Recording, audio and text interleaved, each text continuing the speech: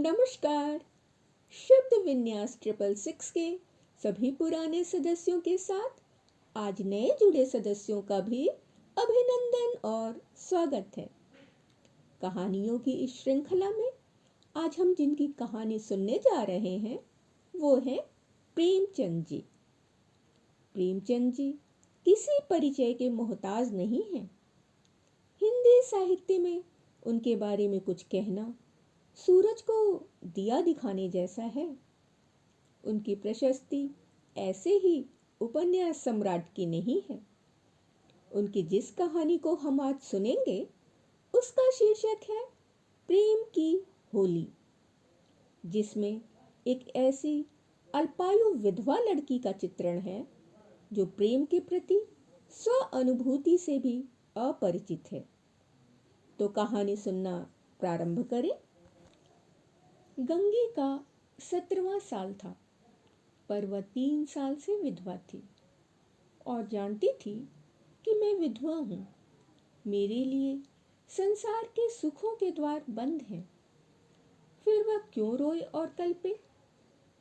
मेले से सभी तो मिठाई के दोने और फूलों के हार लेकर नहीं लौटते।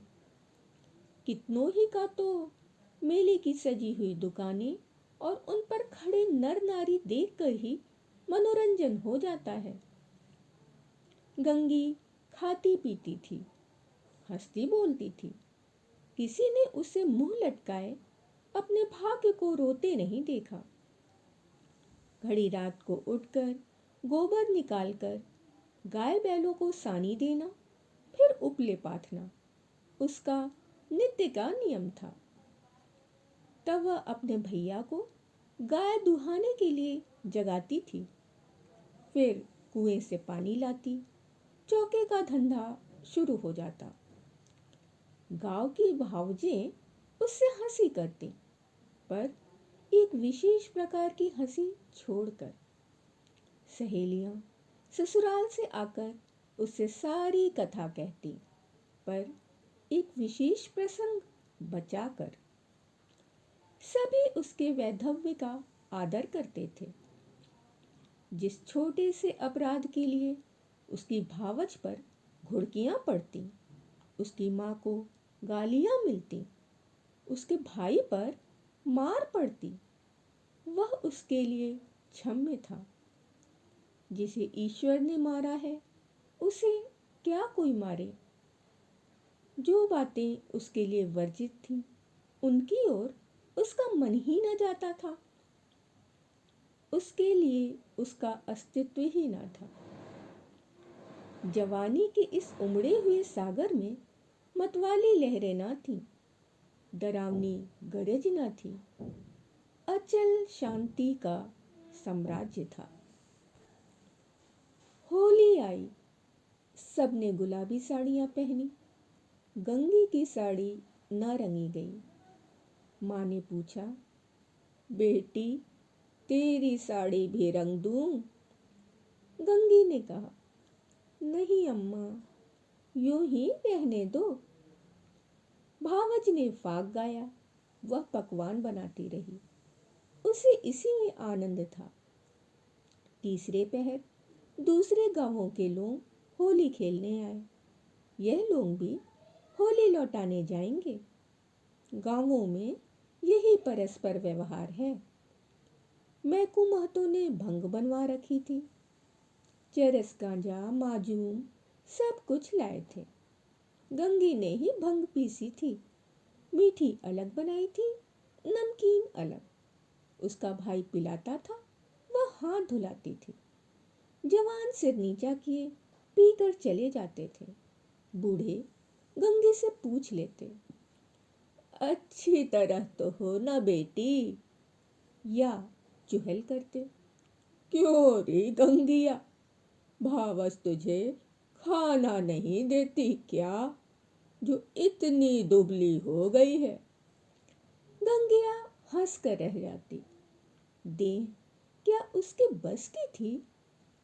न जाने क्यों वह मोटी हुई थी। भंग पीने के बाद लोग फाग गाने लगे।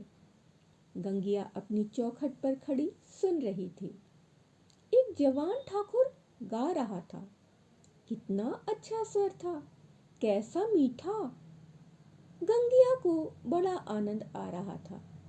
माँ ने कई बार पुकारा, सुन जा। वह न गई। एक बार गई भी तो जल्दी से लौट आई। उसका ध्यान उसी गाने पर था। न जाने क्या बात उसे खींचे लेती थी, बांधे लेती थी।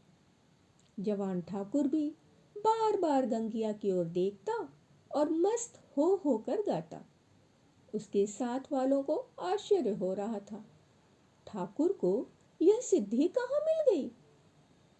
वह लोग विदा हुए, तब भी गंगिया चौखट पर खड़ी थी। जवान ठाकुर ने भी उसकी ओर देखा और चला गया। गंगिया ने अपने बाप से पूछा, कौन गाता था दादा? मैकू ने कहा, कोठार के बुद्धू सिंह का लड़का है, गरीब सिंह। बुद्धू रीति व्यवहार में आते जाते थे। उनके मरने के बाद अब यही लड़का आने जाने लगा है। गंगी, यहाँ तो पहले पहल आया है। मैकू, हाँ, और तो कभी नहीं देखा। मिजाज बिल्कुल बाप का सा है, वैसी ही मीठी बोली है। घमंड तो छू नहीं गया।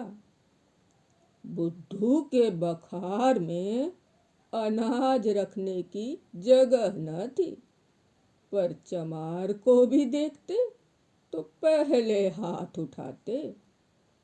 वही इनका स्वभाव है। गोरू आ रहे थे। गंगी पगहिया लेने भीतर चली गई। वही स्वर उसके कानों में गूंज रहा था। कई महीने गुजर गए। एक दिन गंगी गोबर पाथ रही थी। सहसा उसने देखा, वही ठाकुर सिर झुकाए द्वार पर से चला जा रहा है। वह गोबर छोड़कर उठ खड़ी हुई। घर में कोई मर्द न था, सब बाहर चले गए थे। वह कहना चाहती थी, ठाकुर बैठो, पानी पीते जाओ, पर उसके मुंह से बात ना निकली। उसकी छाती कितनी जोर से धड़क रही थी। उसे एक विचित्र घबराहट होने लगी। क्या करे, कैसे उसे रोक ले। गरीब सिंह ने एक बार उसकी ओर ताका और फिर आंखें नीची कर ली। उस दृष्टि में क्या बात थी कि गंगी के रोए खड़े हो गए। वह दौड़ी घर में गई और माँ से बोली, अम्मा, वह ठाकुर जा रहे हैं, गरीब सिंह। माँ ने कहा, किसी काम से आए होंगे। गंगी बाहर आई तो ठाकुर चला गया था। वह फिर गोबर पाथने लगी, पर उपले टूट टूट जाते। आप ही आप हाथ बंद हो जाते, मगर फिर चौंक कर पाथने लगती, जैसे कहीं दूर से उसके कानों में आवाज आ रही थी। वही दृष्टि आंखों के सामने थी। उसमें क्या जादू था, क्या मोहिनी थी। उसने अपनी मूक भाषा में कुछ कहा। गंगी ने भी कुछ सुना। क्या कहा यह वह नहीं जानती, पर वह दृष्टि उसकी आंखों में बसी हुई थी। रात को लेटी तब भी वही दृष्टि सामने थी। स्वप्न में भी वही दृष्टि दिखाई दी। फिर कई महीने गुजर गए।